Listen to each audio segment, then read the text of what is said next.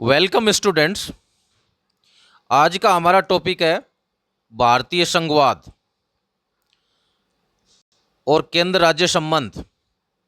देखिए, जो परिसंघ फेडरेशन शब्द है, यह क्लासिकी संघवाद के विपरीत भारतीय जो संविधान है सहयोगी संघवाद को स्वीकार करता है, जिसमें संघ जो है शक्तिशाली होता है परंतु राज्य कमजोर नहीं होते एवं दोनों सरकारें एक दूसरे की पूरक होती हैं।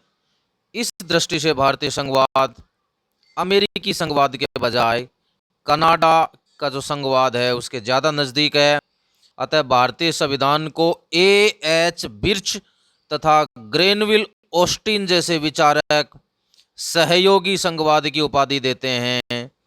तो यहाँ तथ्यात्मक जानकारी जो है वो इम्पोर्टेंट हो जाती है कि भारतीय संघवाद को सहयोगी संघवाद किन किन विद्वानों ने कहा है। तो दो नाम उल्लेखनीय हैं, A.H. बिर्च और ग्रेनविल ऑस्टिन। भारतीय संघीय मॉडल के अंतर्गत केंद्र राज्य संबंधों के स्वरूप का निर्धारण शक्तियों के विभाजन एवं राजनीतिक परिस्थितियों से प्रभावित है। शक्तियों के विभाजन की दृष्टि से केंद्र राज्य संबंधों को तीन भागों में बांटा जा सकता है: विधायी संबंध, प्रशासनिक संबंध और वित्तीय संबंध। सबसे पहले हम विधायी संबंध लेते हैं। विधायी संबंधों के अंतर्गत 7वीं अनुसूची में कुछ सूचियां हैं और ये सूचियां तीन हैं: संघ सूची, राज्य सूची और समवर्ती सूची। संघ सूची में राष्ट्रीय महत्व के विषय शामिल हैं जिसमें केंद्र सरकार कानून बनाती है, जैसे कि रक्षा, वैदेशिक मामले, युद्ध संधि, नागरिकता, रेल, बंदरगाह, वायुमार्ग, डाक, तार, संचार, मुद्रा इत्यादि। इन विषयों पर कानून बनाने का अधिकार केंद्र को प्राप्त है। दूसरी जो सूची है वो राज्य सूची है। इस सूची में स्थानीय महत्व के विषय हैं।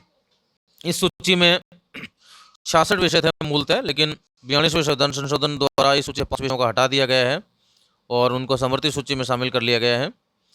इस सूची पर राज्य सरकारें कानून बना सकती हैं। तीसरे प्रकार की सूची समवर्ती सूची है। इस सूची में स्थानीय व राष्ट्रीय दोनों दृष्टियों से महत्वपूर्ण विषय शामिल हैं और अब इसमें जो है टोटल विषय 52 है, जैसे आपराधिक कानून, प्रक्रिया, सिविल प्रक्रिया संहिता, विवाह, तलाक, जनसंख्या नियंत्रण, विद्युत, श्रम कल्याण, आर्थिक सामाजिक योजना इत्यादि। इन विषयों पर राज्य एवं संघ दोनों को विधायन का अधिकार है, किंतु यदि राज्य विधि व संघीय विधि में टकराव होता है तो संघीय विधि प्रभावी होगी। यदि राज्य विधि को राष्ट्रपति की अनुमति मिली हो तो राज्य में ही राज्य विधि प्रवर्तित रहेगी।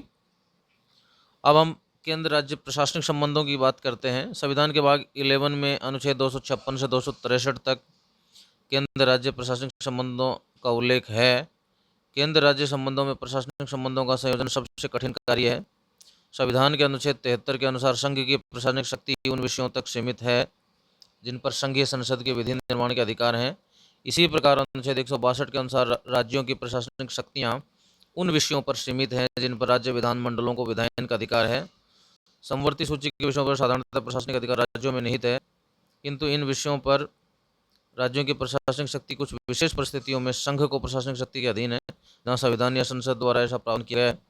राज्यों की प्रशासनिक स्वायत्तता पर संविधान द्वारा राष्ट्रीय एकता की दृष्टि से संघ का नियंत्रण स्थापित किया गया है। ये उपबंध इस प्रकार हैं, जैसे कि संविधान के अनुच्छेद 257 के अनुसार राज्य का यह दायित्व है कि अपनी कार्यपालिका शक्ति का प्रयोग इस प्रकार करें जिससे संसद के कानूनों का अनुपालन सुनिश्चित हो तथा केंद्रीय प्रशासन में कोई बाधा उत्पन्न नहीं हो। संविधान के अंतर्गत केंद्र राज्यों को निम्नलिखित मामलों में निर्देश भी दे सकता है कि राज्य अपनी कार्यकारी शक्ति का प्रयोग इस प्रकार से करे कि संचार के साधनों को बनाए रखे एवं उनका रख रखाव रखे, राज्य रेलवे की संपत्ति की रक्षा करे, प्राथमिक शिक्षा के स्तर पर राज्य से संबंधित भाषाई अल्पसंख्यक समूह के बच्चों के लिए मातृभाषा सीखने की व्यवस्था करे, राज्य में अनुसूचित जनजातियों के कल्याण के लिए विशेष योजनाएं बनाए और उनका क्रियान्वयन करे। राष्ट्रपति राज्यों की सरकार या उनके पदाधिकारियों को संघ सूची में वर्णित विषयों से संबंधित कोई कार्य सौंप सकता है। संविधान में यह प्रावधान है कि केंद्र तथा राज्य सरकारों का यह कर्तव्य है कि वे सभी सरकारी कृत्यों का आदर करें तथा देश के सभी न्यायालयों द्वारा दिए गए अंतिम निर्णयों को लागू करें। संविधान जो है संघ तथा राज्यों की पृथक लोक सेवाओं के अतिरिक्त अखिल भारतीय सेवाओं IAS, IPS, IFS की व्यवस्था करते हैं। इन सेवाओं की स्थापना का अधिकार संघ को है। इन सेवाओं के सदस्य राज्यों के उच्च पदों पर आसीन होते हैं, अतः यह भी राज्यों पर नियंत्रण का एक अभिकरण है। राज्यपाल पद भी राज्यों पर केंद्रीय नियंत्रण का अधिकरण है। राज्यपाल की नियुक्ति राष्ट्रपति द्वारा की जाती है तथा राज्यपाल राज्य का संवैधानिक प्रमुख होने के साथ साथ राज्यों में केंद्र का एजेंट भी होता है। संविधान संघीय संसद को यह अधिकार प्रदान करता है कि वह किसी अंतर्जातीय नदी और नदी घाटी के पानी के प्रयोग का वितरण और नियंत्रण के संबंध में किसी विवाद या शिकायत पर न्याय निर्णय दे सकती है। संविधान राष्ट्रपति को शक्ति प्रदान करता है कि वह केंद्र व राज्यों के मध्य सामूहिक महत्व के विषयों की जांच व बहस के लिए अंतर्राज्य परिषद का गठन कर सकता है। संविधान संसद को संवैधानिक उद्देश्य से अंतर्राज्य व्यापार, वाणिज्य और अंतर संबंध की स्वतंत्रता हेतु किसी प्राधिकरण के गठन करने के लिए प्राधिकृत कर सकता है। अब हम बात करते हैं केंद्र राज्य वित्तीय संबंधों की। संविधान के बाद 12 में अनुच्छेद 265 से लेकर 293 तक केंद्र राज्य वित्तीय संबंध उल्लेखित हैं। संघीय व्यवस्था में विधायी तथा प्रशासनिक शक्तियों के साथ साथ वित्तीय प्रांतों का संघ एवं इकाइयों में स्पष्ट एवं संतोषजनक विभाजन भी संघवाद का एक अनिवार्य तत्व है। संविधान द्वारा केंद्र और राज्यों के मध्य वित्तीय संबंधों का निरूपण इस प्रकार किया गया है, जैसे कि जो करारोपण की शक्ति है तथा कर जो आगम है, करों से जो इनकम होता है उसका विभाजन। दूसरा जो है सहायक अनुदान जो है सब्सिडीज वगैरह तथा अन्य सार्वजनिक उद्देश्यों हेतु जो अनुदान देते हैं उसके बारे में। नेक्स्ट है ऋण लेने संबंधी उपबंधों के बारे में भी उसमें वर्णित किया गया है। फिर है पारस्परिक कर में मुक्ति और फिर है वित्तीय आपातकाल में वित्तीय संबंध। इस तरीके से जो हमारा आज का जो टॉपिक है